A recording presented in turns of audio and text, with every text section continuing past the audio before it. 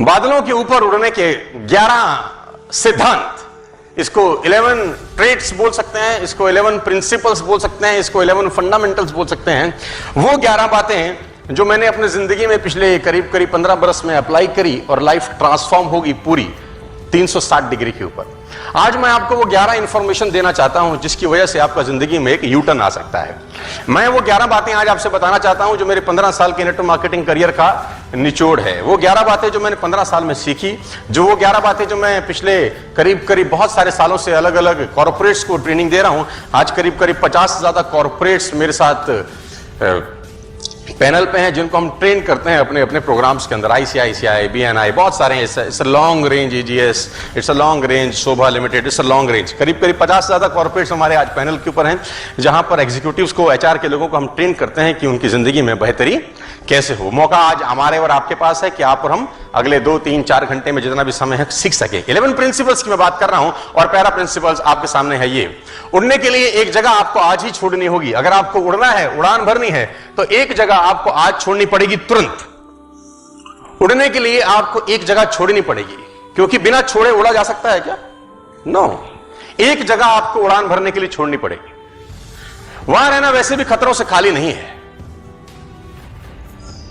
इस दुनिया में रहने की सबसे खतरनाक जगह जहां पर आप सालों से रह रहे हैं, इस दुनिया में रहने की सबसे खतरनाक जगह जहां आप सालों से रह रहे हैं, और इस जगह ने हमारे और आपके दिमाग में जंग लगा दिया है, और इस जगह ने हमारे और आपके पैर में बेड़ियां डाल रखी हैं, और इस जगह ने हमारे और आपको लिटिल भाषा में बोले निकम्मा भी बना दिया है बहुत सारे लोगों को। इस जगह को छोड़ना ही होगा साथियों, अगर आप जिंदगी में एक उड़ान भरना चाहते हैं।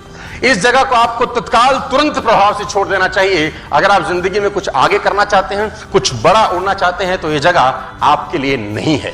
और ये जगह है क्या?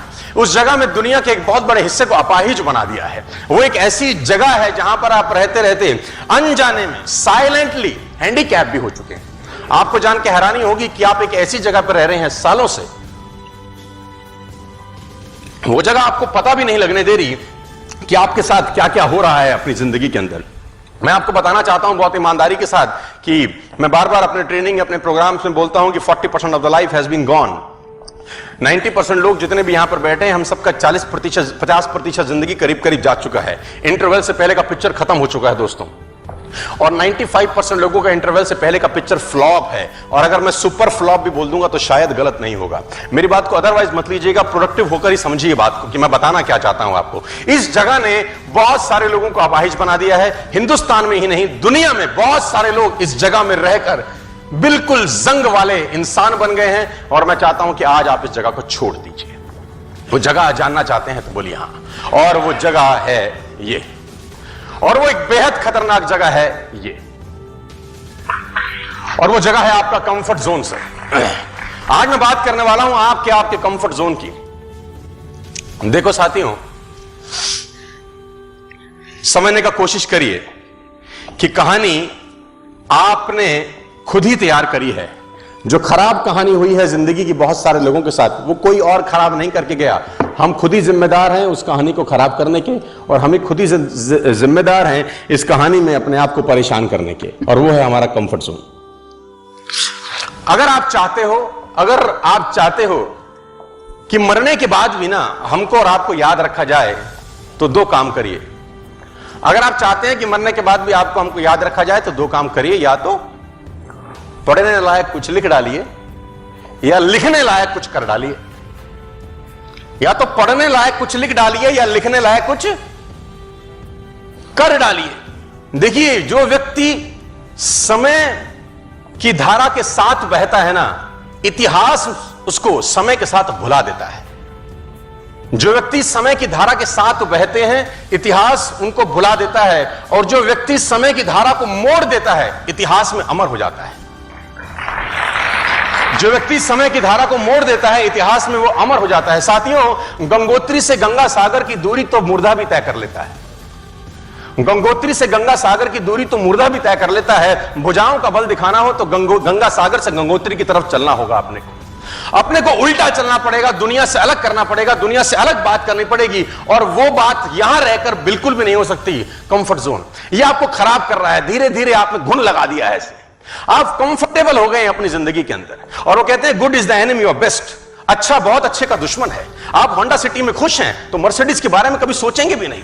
मर्सिडीज में खुश हैं तो रोल्स रॉयस के बारे में आप सोचने वाले नहीं हैं। आप 3 BHK में बहुत खुश हैं, दुनिया में सारे काम कर डाले हैं, तो आप कभी जिंदगी में डिफेंस कॉलोनी में, GK के अंदर, बहुत बड़ी बड़ी जगह के अंदर अपनी प्रॉपर्टी के बारे में सोचना नहीं चाहेंगे, क्योंकि आप कंफर्टेबल हो गए हैं। तो मैं चाहता हूं आज आप इस जगह से निकल जाएं, इसको बोलते हैं कंफर्ट जोन।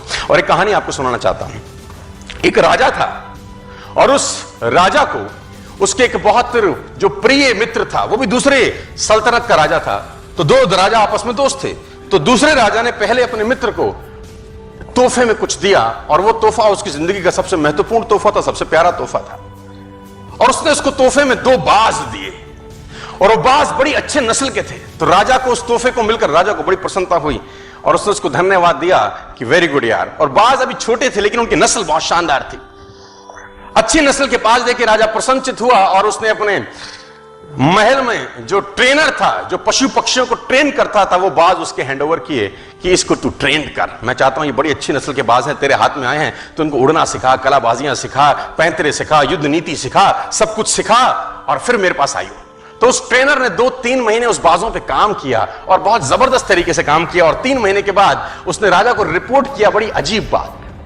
उसने राजा को कहा, राजा साहब, हालांकि आपने जो बाज दिए थे वो हैं तो बड़ी अच्छी नस्ल के, लेकिन एक प्रॉब्लम मुझको आ रहा है और मैं चाहता हूं आप उसको समाधान करिए। तो राजा ने बोला, प्रॉब्लम क्या है? उन्होंने बोला, एक बाज तो शानदार उड़ता है, मस्त उड़ता है, कलाबाजी भी करता है, जैसा सिखाता हूं वैसा सीखता है, एक साला उड़ता ही नहीं है, हालांकि दोनों अच्छी नस्ल के हैं।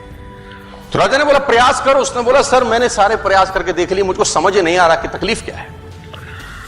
तो राजा ने बोला, किसी और को हायर करो, अपने शहर में, अपने एरिया में, अपनी सल्तनत में कोई ऐसा आदमी ढूंढो जो पक्षी प्रेमी हो, ऐसा आदमी ढूंढो जो नेचर लविंग हो, जो बाज से बात कर सके, उससे पूछे समस्या क्या है, दूसरा भी तो तेरी भांति दनादन उड़ रहा है, तेरे को क्या तकलीफ है? तो उसने बोला, राजा जी प्रयास करता हूं। वो ट्रेनर देश में घूमा और एक व्यक्ति को पकड़ के लाया और उसको जिम्मा दिया कि तू ट्रेंड कर।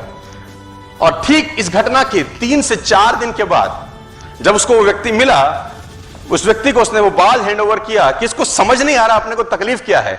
उसने बोला, इसको तो मैं उड़ा दूंगा। सिंपल सा ग्रामीण सा आदमी, किसान सा आदमी। अगले ही दिन राजा उन बाजों को देखने आया तो दोनों के दोनों मस्त उड़ रहे थे। राजा ने बोला कि ये कैसे चमत्कार किया? तो बोला, ये तो साधारण सा एक गांव वाला है, इसने कर दिया ये काम। तो उसने गांव वाले से, राजा ने पूछा, तूने क्या किया? उसने बोला, मैंने कुछ नहीं किया, जिस शाखा पे बैठा था उस शाखा को मैंने काट दिया, अपने आप उड़ने लगा। I simply just cut the branch